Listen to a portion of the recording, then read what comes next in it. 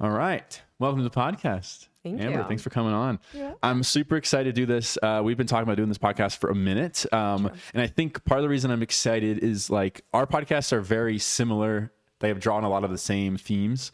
And we're going to talk a lot more about your podcast and get into it. But you brought these awesome icebreaker cards that we did on your podcast. And I think it'll be a fun thing to do it on mine too. Why not? Let's do We're going it. to do 3. We're not going to do as many as we did on yours, but let's do 3. Okay. We got a wild card one right off the bat. Oh. Think of your favorite childhood TV show of all time. On the count of 3, say it out loud, both players. So we'll take like 10 seconds to think of a show. Okay. Because I have to think of one. Of course you do. Yeah, there's a lot out there. Millennials had better. Oh, God, here we go. Okay, I'm ready. Okay. 3, 2, 1, Drake and Josh. You didn't even go. You're stressing me out. I said you didn't even do the thing. It says this is your card. I know. I don't know. I'm like, well, mine was the Rugrats. So That was up there for me. I was thinking about it. You That don't or know the Rocket Power. Yeah, I know. You don't know Yes, the I know. Rugrats. I'm on the end of things here. I don't even want to be associated with what you just called me. So we're going to move past that. We're going to move right past that. Easier one. okay. Do I seem like we're going to answer both. We're both going to answer this. But do I seem like a morning person or a night owl, and why? Oh God. Yeah. I think you're a night owl. Okay. Why? Yeah. I don't know. You just give me that vibe. Okay. You're giving me night These vibes. night vibes. Hopefully not creepy night vibes, might I add. No, I'm just Wow, I was like, wow, you really paused on that one. no. She was forced to do this podcast. No. Yeah. Okay. Yeah, you're spot on. I am more of a night I knew night it. owl. I have been more of a morning person the last 3 or 4 months. Why? I don't know. It was really funny. I like switched. So the girl I was dating last year there it is. she was a morning person, but I never, and she was always trying to wake me up to go to do work. Like, let's go work out. Let's go do yoga in the morning. Never did it. She would go to class, come back home, wake me up. Then we go get coffee, walk dog. Never did it. Okay. We broke up and I don't know what changed. I just started waking up at 6 a.m. and going to the gym. Like Okay, literally, it was like a flip of a switch. No morning people for you. But now I am. So and honestly, so much better when I wake. Like my day, everything is so much better when I wake up in the morning. For sure. I can answer that for you. I'm actually really torn about it. I feel like you're the opposite of me. I feel like you are normally a morning person, but recently you've been a night owl. That is so accurate. Yeah, that's actually like so accurate. Let's go. I like could not stay up past like 9:30 p.m. until like 6 months ago. It's the breakups, man. It's the relationships. I was like, okay, I'm going to bed at 9. Yeah. And now I'm like, all right, I'm going to bed at 6 in the morning. Yeah. You got to like switch it up. I don't know. Switch it up, I guess. That's Yeah. the only thing I can think of is Yeah. switch it up and like get something new in your life. And so mine was waking up early and, Yeah. just thinking about everything, how my life went wrong at 6 a.m. instead of at, 10 a.m. I'm totally kidding. Yeah. I just thought that was funny to say. I'm totally kidding. Heard. Totally kidding. I move past that. Has a stranger ever changed your life? Oh yeah. Do you have a example of one? So I have so many. So I was a former therapist and social worker, and I worked in a trauma 1 emergency room back in Roanoke, Virginia. And everyone who came into the ER was a stranger. But there were so many people with so many interesting stories that changed my life.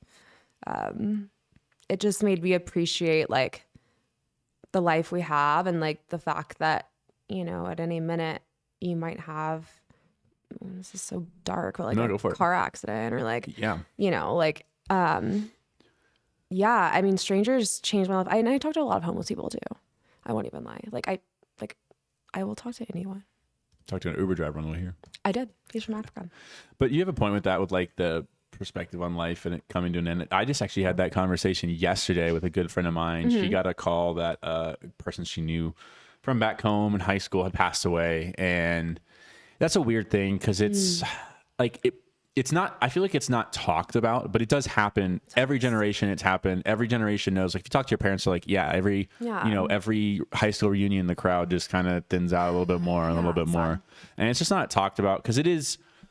And she was kind of getting in her head. She's like, oh my God, like, because it happened to me, blah, blah, blah, blah. And I'm like, look, I do understand where that thought comes from. But unfortunately, as morbid as it says, it's like life goes on and you got to make the most of it while you're here.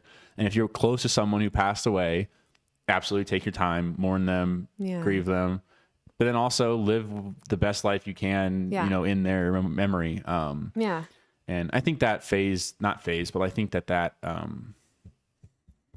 that losing people happens throughout your life, but it does happen in to different people at different times. Like I can, she's lost 3 friends in the past, like 2 to 5 years. That sucks. And that does. And I lost a friend in high school and I lost a friend in freshman year of college. So like, I feel like mine was just earlier and I just gotta, you gotta get accustomed to it earlier to handle it later. That's so true.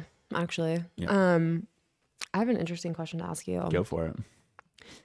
Sorry to be like on the topic of death, but I'm curious, what do you want to do with your body when you die? I truthfully did not know where you were going to go with that. That's hysterical. I have a whole plan. Okay. I've never, I always think, I guess cremated and like spread my ashes somewhere. I guess that's the real initial thought. And I don't have a particular place. I guess maybe the mountains. What if you died like tomorrow and you don't have a plan? I guess I just said it. Now it'll be on the internet forever. Someone will see it. Guys, we're going to go spread his ashes somewhere. Yeah. Sorry. This is ideally the mountains are like maybe half in the mountains, half on the beach. Where I spent most like half my life. You're gonna make people drive to the mountains and then drive all the way to the beach. Well, my family lives. No. Like my family will get half the ashes, and then someone else can take the other half. Because half my friends live here, half my friends live in Florida, so it's fine. They'll fair. Figure it out. That's fair. You're right. Yeah. You won't burden them at all. No, they'll be fine. They can manage. I've done enough for them. Or I'll hunt them for the rest of their life. I'll stay around if I don't get my wishes. Yeah, I believe it. What about you? Well, throw it back at you. I have been thinking about this for a long time. Okay. You've given it a lot more thought than me. What do you think I want? I have no idea.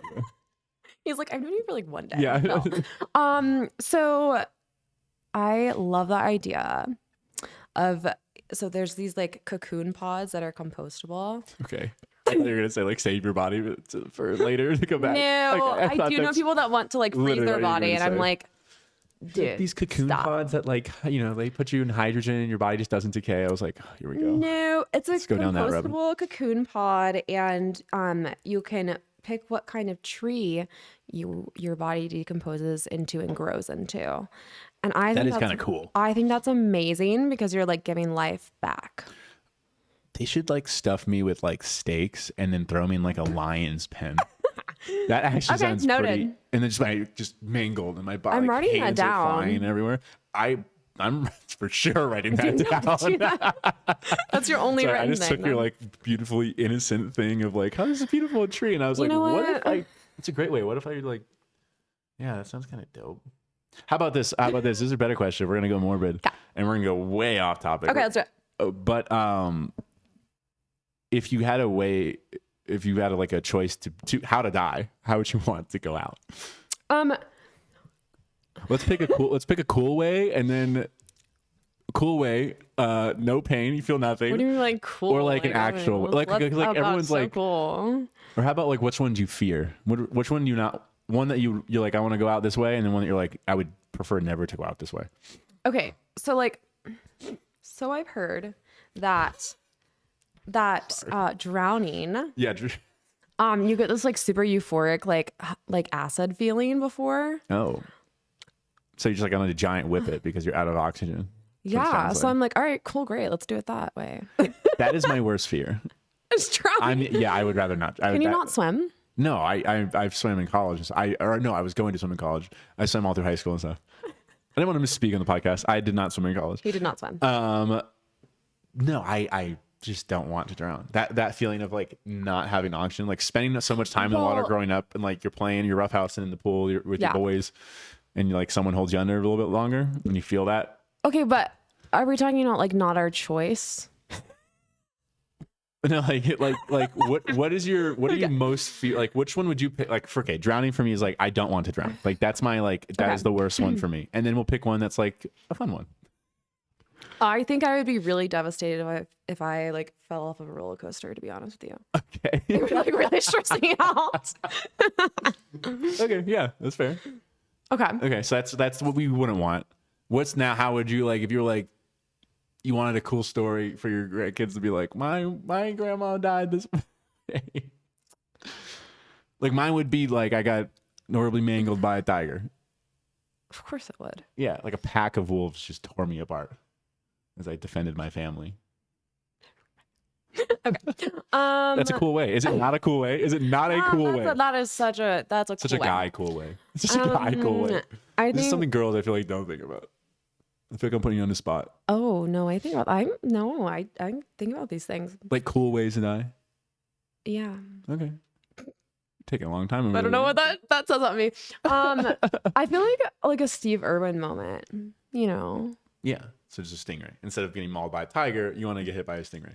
Yeah, I mean, like I'd rather just like that's kind of cool. Or do you want to be like rolled around by an alligator, crocodile? I mean, sorry to misspeak. It kind of sounds, you know, like adventurous and stuff. So yeah, maybe. Yeah. Yeah. A good adventurous way. Yeah. Then there's stupid ways too, though. Like what? Like well, you can't just choose. It's not like you can choose. I mean, that's true, but like ways. trip Like and fall off a cliff sounds pretty stupid. Oh God. The trip part, like I tripped and fell off. You get to heaven, he's like, "How'd you get here?" And you're like, "I tripped." That sounds like something I do on a daily basis. So I mean, but not off a cliff, just on flat ground. not yet. Yeah. You know, which is arguably worse. Yeah. But you can't die from it. Yeah. Yeah. Okay. Moving. Okay. We'll take a sip. Of comfort. We'll be right back. Wait, show the camera you're having your double fist in it right now. I'm like such a heavyweight. It's ridiculous. It's a German in me, I think. Yeah, you did bring a honey vodka. I don't taste anything in there. I feel like you poured like one drop. Funny. I did like a 15-second glug glug glug. Bro, you did not do 15 Maybe 12. seconds. Okay, listen. Maybe 12. 1, 2. No, I didn't do it that. Yeah, I counted quicker than that. I counted way quicker than that. Okay, so one of the main reasons I had you on was because of your podcast, Against All Odds, which you were so kind to have me on, and I really much enjoyed it. But I'm so curious, like, podcast to podcast host, like, what made you start the podcast? Yeah, that's a great question. Without going like too deep into my childhood, Yeah, take me all the way back, please. essentially, I experienced, and it's not just about me. It's about not just me experiencing this, but also working alongside people as a clinician or in the ER who have experienced a ton of trauma, whether that's childhood PTSD or like in my case it was. And, I like to interview people who have risen above against all odds. Like all odds were against me and my sister, and we chose to just do the thing. Yeah. And like this is very controversial and I will get hate for this and it's fine. But I do believe that you can choose your path. You can choose to live in misery, or you can choose not to. And I didn't want to be a victim of my circumstances. I wanted to be something better than that. Yeah, some people might cancel you for that, I guess. I don't know. I don't see that as controversial whatsoever. Yeah. I'm someone who 1,000% believes that your mindset and your actions and your decisions are what's going to affect the outcome that you want. 100%. And that's with anything in life, from rising above, a breakup, rising above a mental disorder, rising above a bad childhood, anything of that nature. I think that, or, wanting to start a business, like it applies to just about everything. And I just don't see that as controversial. Like I take it to one step further. I'm like, I think you can like cultivate a mindset to be happy.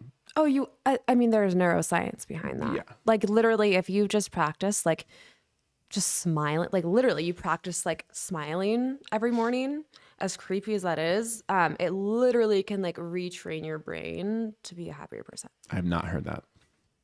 I'm gonna smile every No, you morning. Okay, he's gonna smile every morning. He's gonna record himself doing that. That's a little weird. Now we're getting. But I do have to say, because I don't want to be canceled, but like obviously if there's biological chemicals in your brain that are causing you to unfortunately have something pretty severe like schizophrenia or bipolar, I mean that really isn't a choice.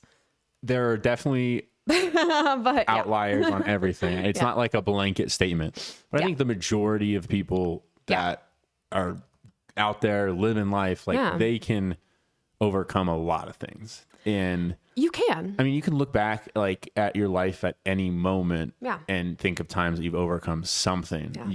So somehow you've moved past things. Why can't you move past the thing now? And that doesn't mean it, it still hurts. It's still right. That doesn't take away from the pain. I'm just saying like it should be, kind of a good sign for yourself to know that like, hey, I can get through this. Like I mentioned this to you on your podcast where I was like, all right, this breakup was not cool, blah, blah, blah. But like, hey, the other one we went through was way worse. Totally. And it kind of was like in a weird way for me, like, all right, I can, this is going to suck for a little, but like, I'm going to be fine. I'm going to be fine. Totally. And I would just say like, on that topic, I think I talked about this on the Table for One podcast, but like numbing only like prolongs it.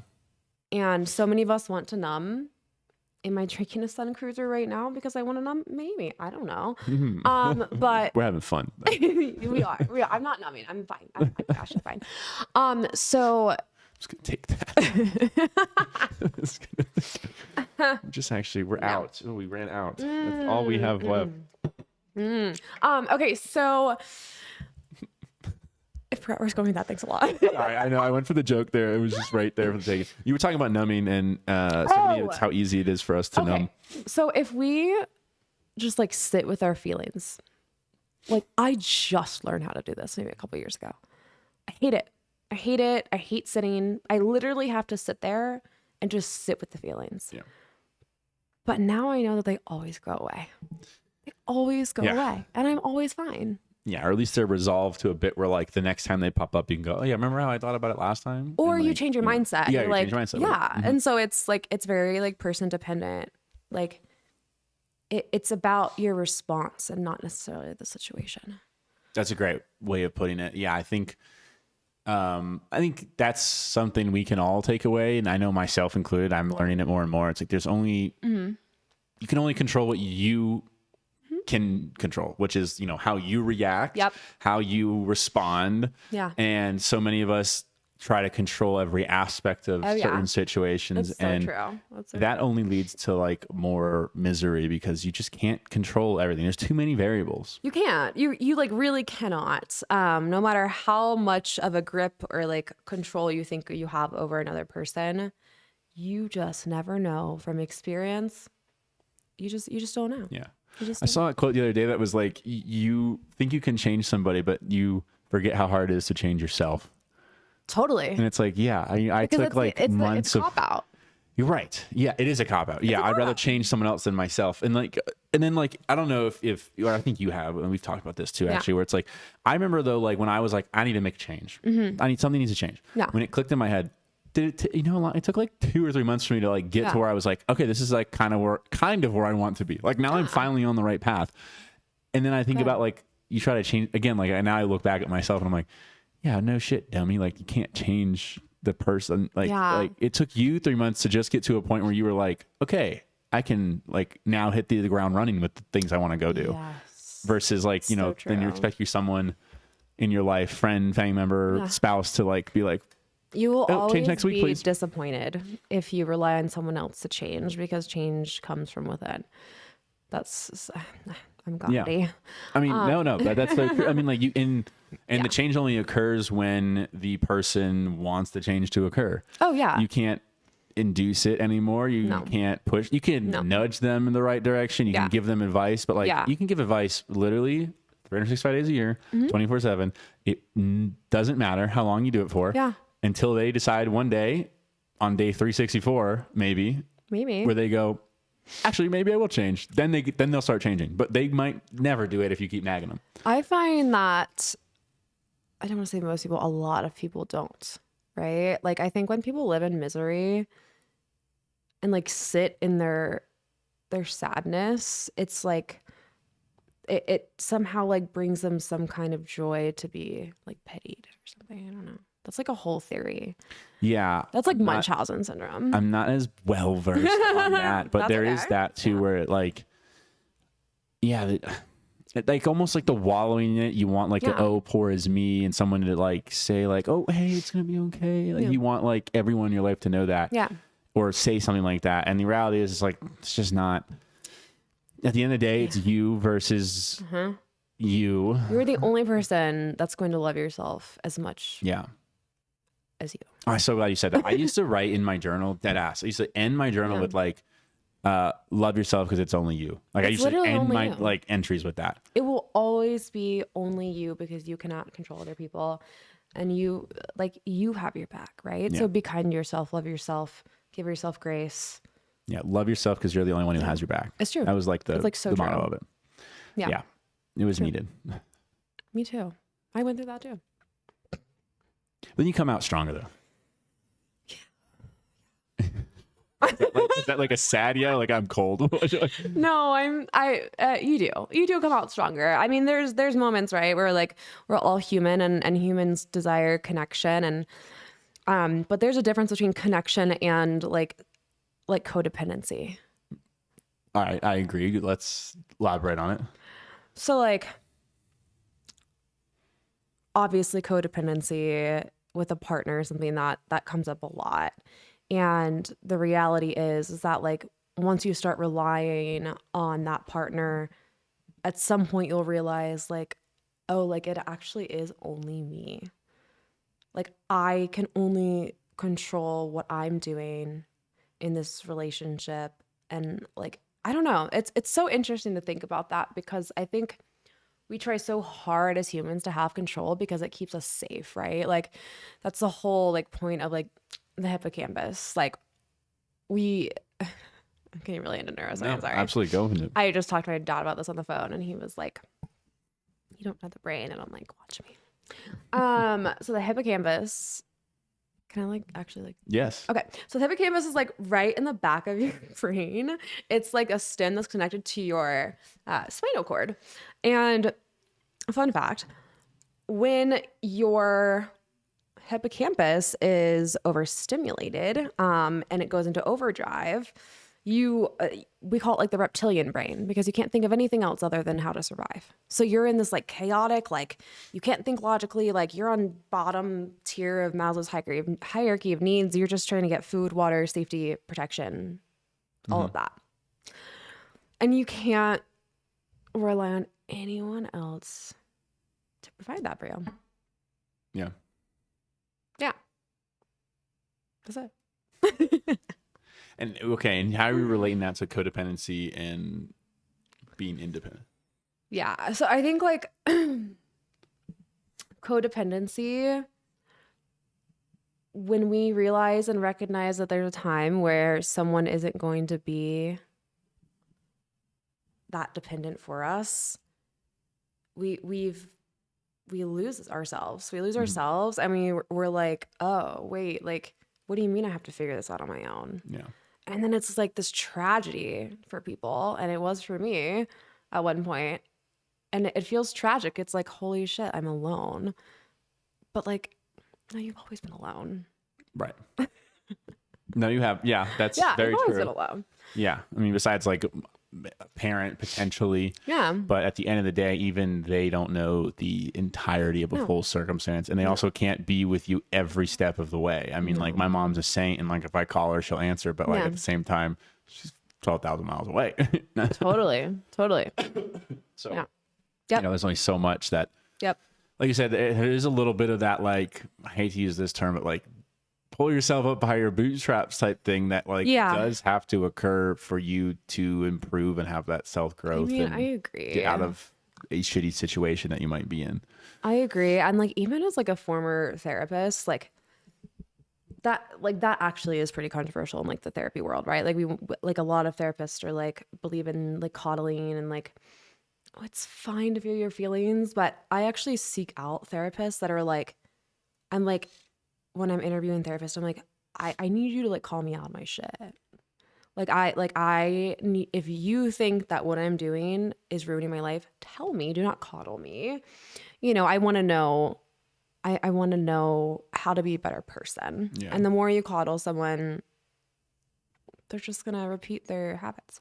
I was just about to bring that up because we literally had somebody write into the podcast for one of the solo episodes where they were talking about how they had a coworker that would always talk to them about their problems. Oh, yeah. But then when they gave advice, the coworker would just say like, you're not under, the coworker kind of deflected and would be like, you're not getting what I'm saying. Yeah, it's called denial. Yada, yada. And then would make the same mistake over and over again. And the person that wrote in was just like, I feel bad, but like, I kind of want to step back and stop helping this person. And I was like, I hate to say it.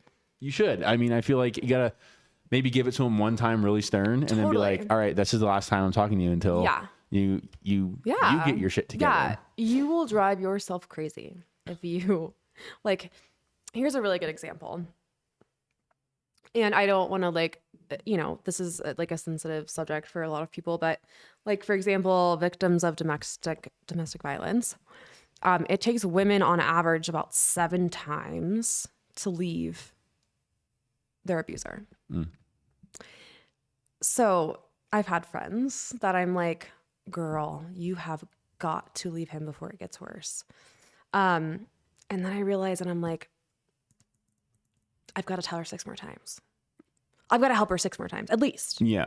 And it's just a statistic. It's really interesting. And yeah, you get into psychology of that, but I won't. But anyways. But no, I was about to ask, what is the psychology behind that for why it takes someone, because we've all been in some of those situations. I think that is not far, like you can you can put yourself in those shoes. And I think, let me say this, you could always think if you've never experienced it, that you'd walk away. But then when you're in that situation and the emotions are there and the situation occurs to you, it is 10 times, 100% of the time, you're reacting differently. And the first time it happens. The second time, I think ideally you've learned something, and if you recognize it, you will walk away. Ideally, in a perfect world. Doesn't always happen. I don't think.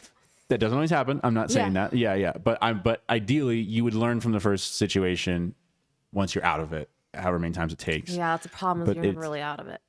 Right. Okay. Yeah. Because dive into that. Let's go. With domestic violence victims, obviously the abusers are extremely controlling, and it's not just physical abuse; it's emotional. I would say 100% of the time when it's physical, it's emotional.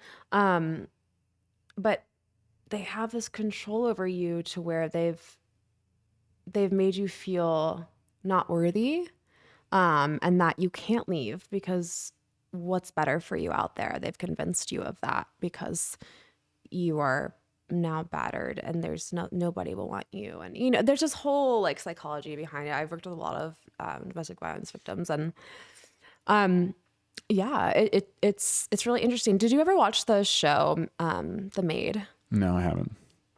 Okay, well, add that to your list. Down. Yeah. If no one's watched Maid on, I think it's Netflix, it is a really amazing story about a girl that is living through a domestic violence situation with a kiddo, and it's so good. It's so good. You have to watch that. So I'm curious though with the site, what is the psychology behind the 6 to 7 times? What does that number come from? I think that's just like a statistic of a repeated pattern. I don't know actually why it's 6 or 7. I think we just repeat habits. And unfortunately, some people don't even make it to the 7th time. It's like the 3rd time and their abuser has gone too far. So on the flip side, let's say you're a friend of somebody who has come to you and said that, this is what's happening, and you recognize that it's domestic violence. Yeah. What, as the friend, can you do, or is the appropriate way to respond to that said situation? That's such a good question. And I think it's so hard. I was actually helping a friend out with this the other day. she called me and she was like, this is a situation. What do I do? And I was like, well, I'm just going to go ahead and tell you now that you can tell this individual to leave this person, but ultimately it's up to them whether or not they do. Yeah. And the reality is, if that abuser has so much like emotional control over the person, which like the more you're abused and emotionally and psychologically like devalued, the less value you have in yourself. So then like, why would you leave if you don't think you have value?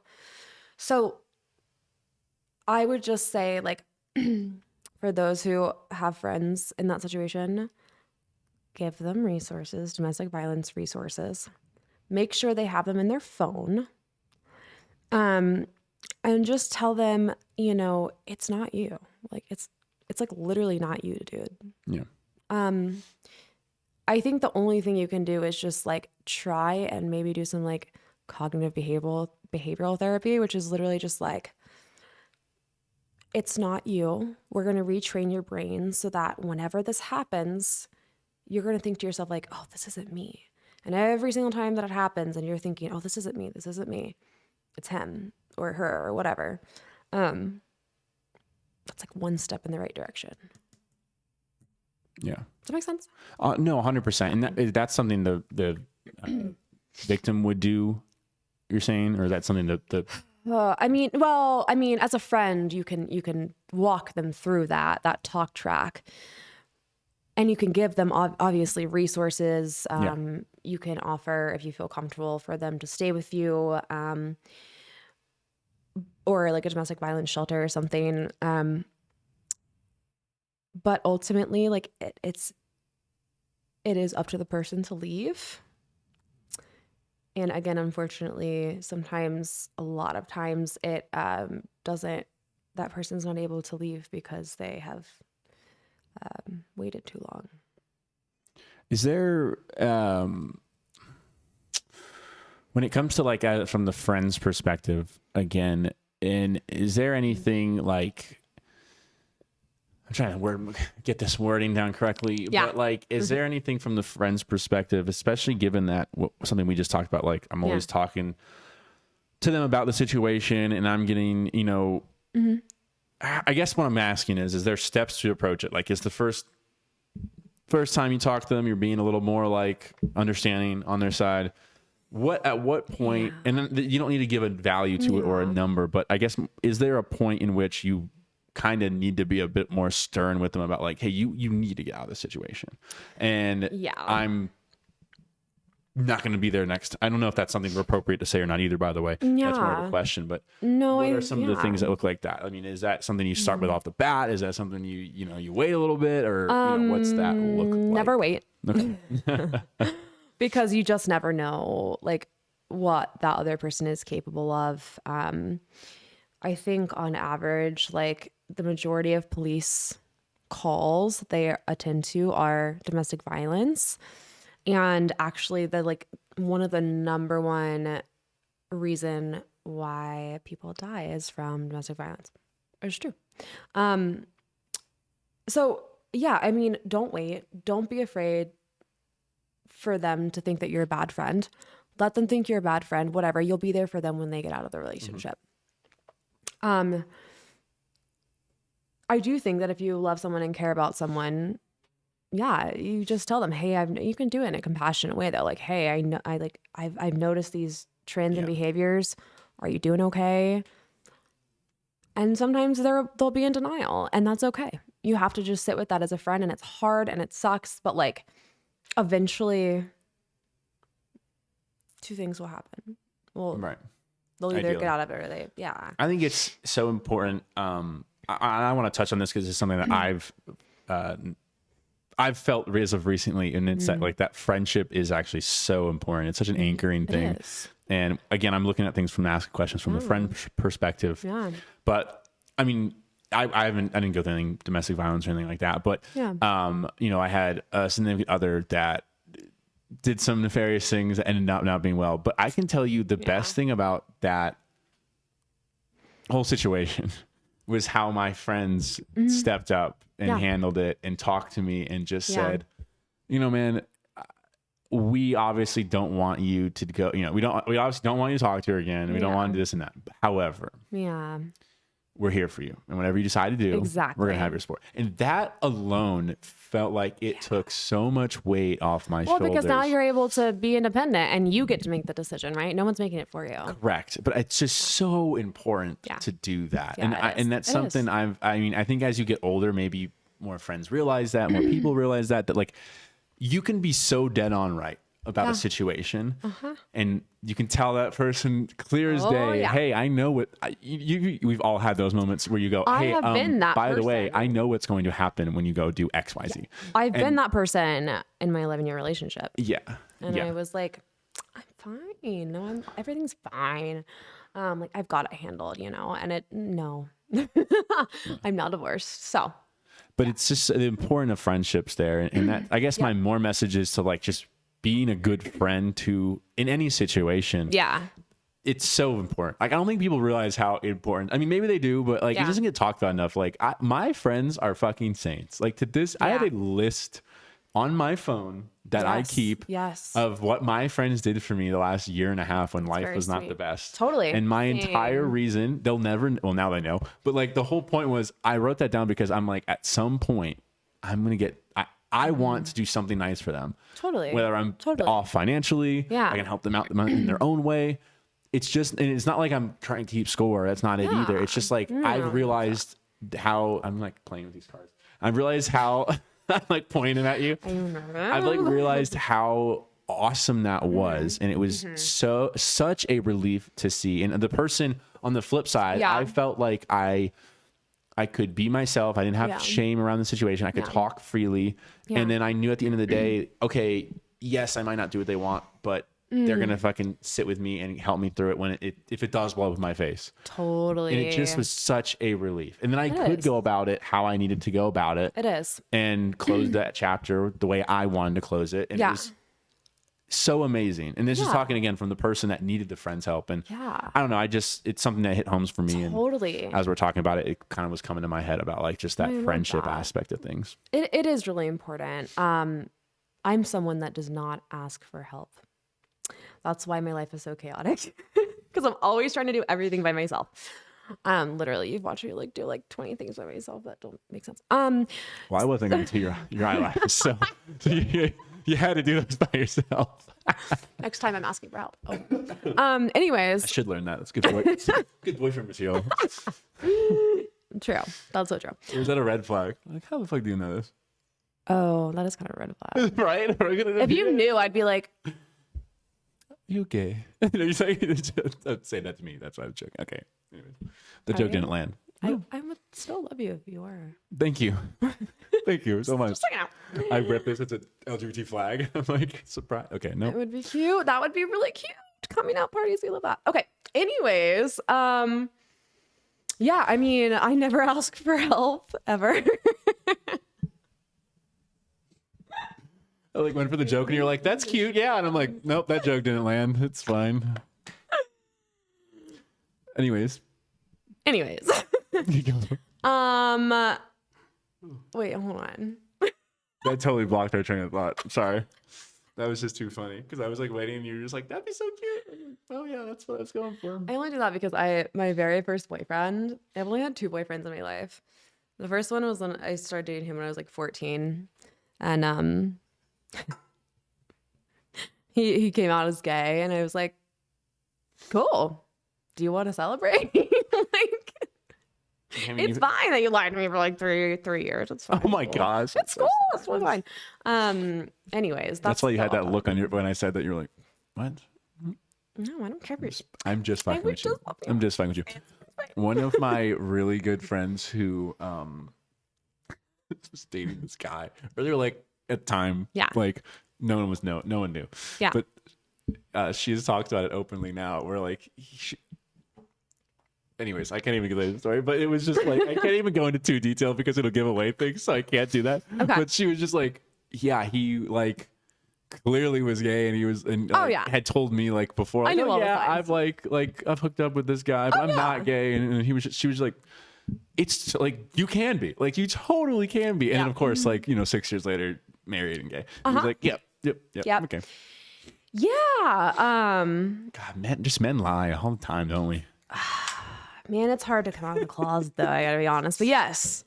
It's hard to come out of the closet. I'm sorry, I went for the joke there again. It's like, even when we're gay, we lie. Yeah, It's God, crazy. that's No, they're staying in. I get canceled. I get canceled. Okay, so My co-host is a lovely member of the LGBT community. I love it. Not you, my actual co-host for my solo episodes. oh. I was like, not you. We didn't talk about that. But that's Fun fact, what you don't know about me is that I used to work for CVS Health, and I was a national leader for their LGBTQIA plus colleague resource group. So I would lead like events for like 400 to 1,000 people. It was super fun, and I love going to Pride. Yeah. It's fun. They have a big pride parade back in St. Pete. Oh, do they? I bet they do. They have a big pride parade in like every city. No one? Have right? you been to the one here? No, I haven't been to the one here. I know where he's going in June. Anyways. Why did we get on this? Just get roasted right now. It's fine. I don't know how we got on this ride. I was making jokes and we just kept the jokes perpetually kept going. And they're probably not even good, but I don't care. No, they're not. They're like really not. Probably not. It's not exactly like open mic night for me. I think you think it is that one. I gotta try out some material here and there. It's a fun podcast. We get serious, then we laugh a little bit, and then we go back to being serious. Not everything can be serious, and that's why I stopped being a therapist. I couldn't even laugh at The Office. I used to refuse to watch The Office because I was like, no, we have to be serious. Like the show The Office? Yeah. And then I watched it as soon as I got out of my master's program, and I was like, shit, why did I just go through a whole master's program? I don't want to do this anymore. And now I love The Office. Like one of the funniest shows out there too. Such a dry sense of humor. I will say, I remember first time watching it, the first season of Michael, it was hard to get through. I was like, I don't know. That's why I feel about Larry David. Really? Huh. Okay, I cannot, I will get up and walk away if someone puts Larry David on the TV. I can't do it. Like Curb Your Enthusiasm? Yeah. It's really bad. I can't do it. Curb Your Enthusiasm is honestly, it's the long bit, in my opinion. It gives me so much anxiety. I'm like, you just did something really fucked up. Can you please fix that right now? And of course he's like, what did I do? And Yeah. I'm like, dude. I don't know. But I actually relate a lot to Michael Scott. Oh, do you? I do. Do tell. I've been told. Would have never guessed. I've been told. Would have never guessed that. So I am a boss. Okay. And I've been a manager, since I was probably 19. I was a lifeguard manager. Fun fact, weird. That does not count. But I'm actually a manager now. And I want everyone to have a good time. So I'm always planning these things and they always go wrong. And the best part about this is I don't think I can get a single saying right. I say everything okay, say give me a saying. Oh, did we just come up with one on the spot? Miss 100% of the shots you don't take. That's literally the Michael Scott thing. Yeah, but so I would be 79%.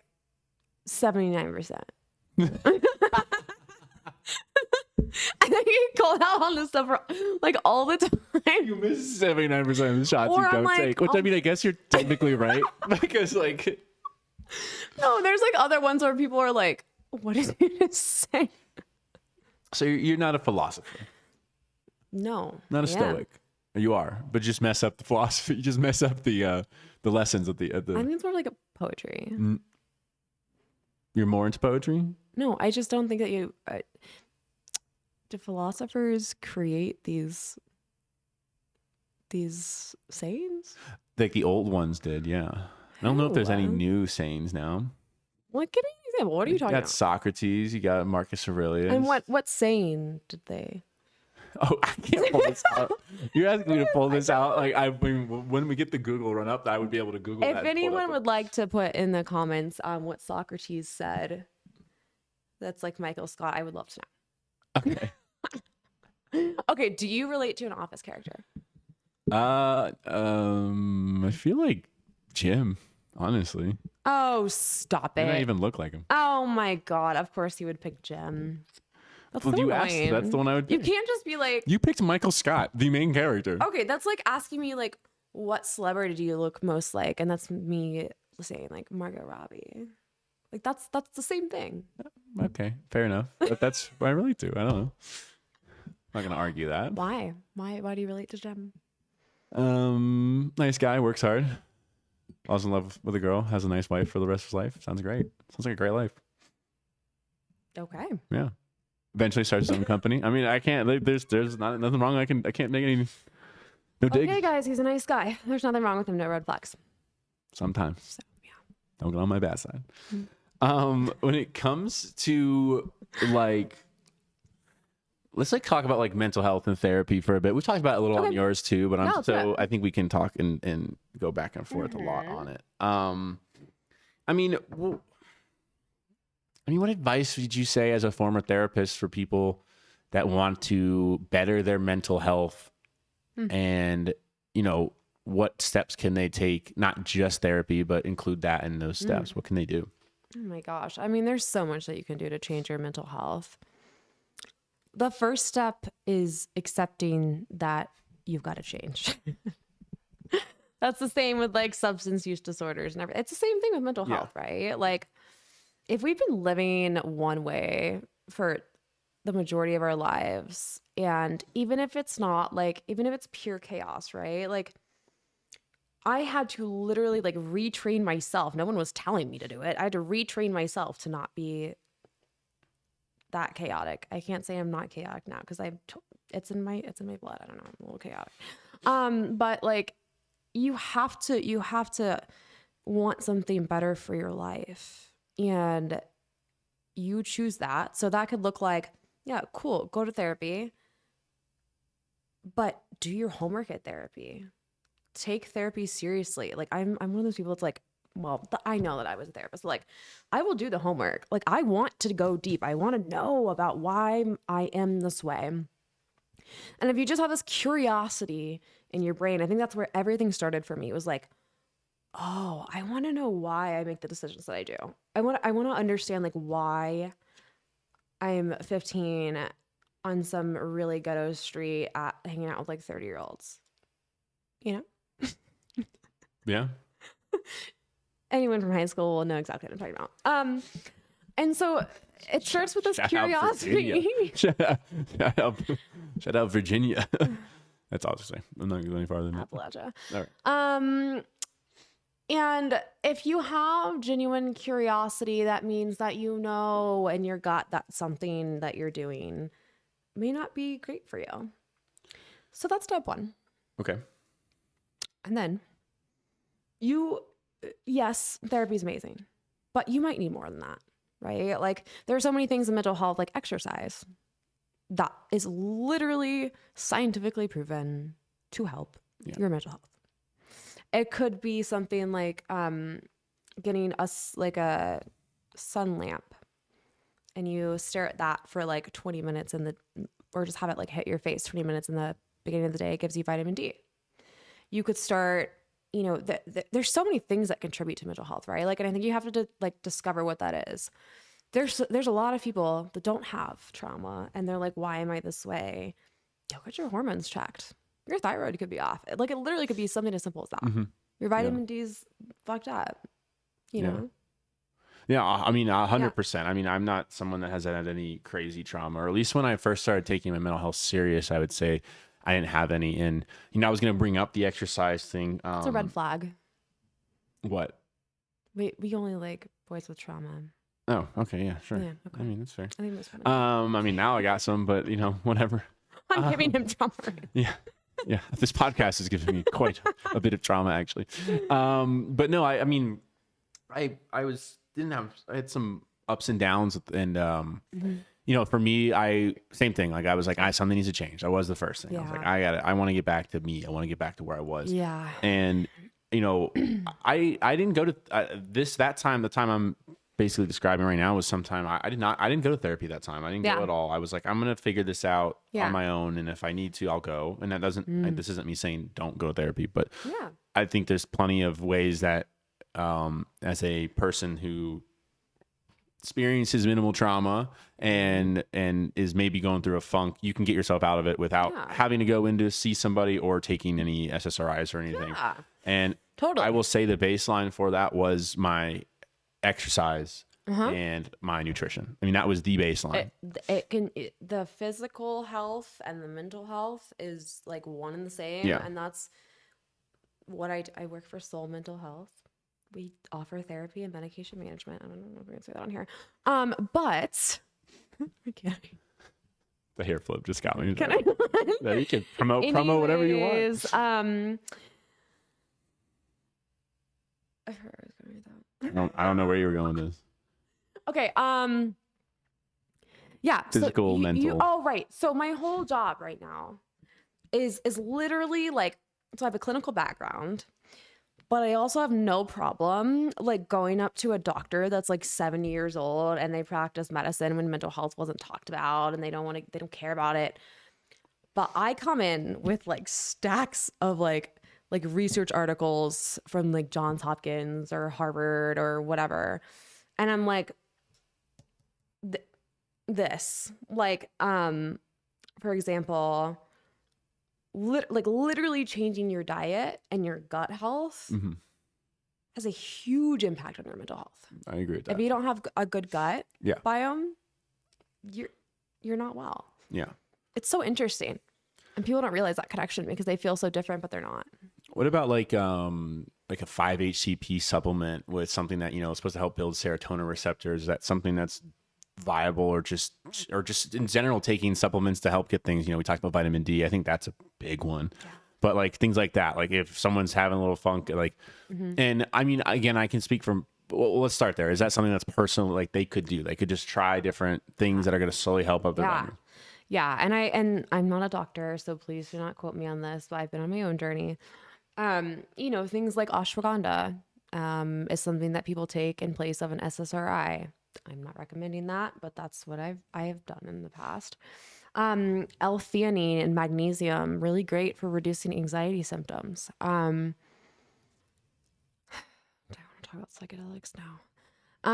We can, but we can say that's a different. Let's separate we'll save that. Well, that should separate, in my opinion, from nutrition. Oh, that's true. We're talking, let's talk nutrition. Yeah. We can go into that realm. I'm more than happy to talk about it. But I think from a nutrition standpoint, some of the ones you just named are perfect. I mean, when I took my when I decided to do my nutrition stack, it was around vitamin D, taking like 2,000 to 5,000 a day, especially in the winter, taking more because it was harder to get sunlight. Yeah. Taking a multivitamin. Okay. And then I would take ashwagandha at night. I would take 5-HTP at night because both of those make me really drowsy. Yeah. Magnesium at night, and then throwing in a few extra here and there, maybe like on like 2 days a week, 3 days a week. Yeah. And then working out and eating good.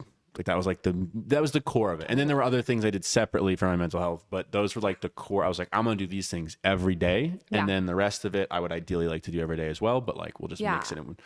I think it's really hard to get disciplined enough to do it. That is the hardest thing. And I think the best thing, my best advice for working out when it comes to discipline is like start slow. So many people want to hit the ground running and go super hard, and some can, but like, I can tell you when I was in college and stuff, and my buddies were working out and I wanted to get into it, I'd work out with them and I'd get so goddamn sore I couldn't work out for 3 days. Well, there goes the discipline, because now I'm off for 3 days because I can't work out. Yeah. I found, and this is just me personally, anecdotal, when I slowly started and then ramped up to working out hard, 10 out of 10 times better. There's a guy who like literally, I think he documented it. Don't quote me. I can't remember his name, but he was worried about his discipline, and he did this, and it sounds silly, but I get the premise behind it. The premise behind it was like, I'm going to go every day, and then eventually I'll just keep going every day. Yeah. And I'll eventually, he was like, I'm going to make sure I go to the gym at least for 5 minutes. Hey. And he would go then go for 5 minutes. He did that for like 30 days. And then it was like, and then it clicked in his head like, hey, we're going here every day. Yeah. Do you know how long Now we it can takes stay longer. to create a habit? Isn't it like 23 days, something like that? I think it's like 60. Actually, I don't know that for sure. I may have just also, that may have been a Michael Scott moment. I'm not sure. Don't quote me on that. You should be But the I one think that's it knowing is it. I was like actually pretty positive it was 23, so maybe I'm wrong. Or maybe it's to break a habit is like 20 something, like 3 weeks. Either or. Here's what I can tell you. For me, at like the 3 or 4 week mark, I started to feel really good. It's like that one, like the first time, I know this feeling, because I've done it so many times and I'll stop and then I do it again. But like the first time you go to the gym and I don't care if it's for 5 minutes, I promise you'll want to go the next day. It's like this like craving. You're like, I want to go again. Wait, I felt better. Let me go again. See, I don't get that right away. Okay. Interesting. See, and that's what I'm saying. Like, so Okay. I might the day of, I Yeah. might feel like, oh, I'm so glad I'm back. Like the first day I do it, I'm like, I'm so glad I'm back. Okay. But I'll wake up the next day and go, maybe I don't have to go today.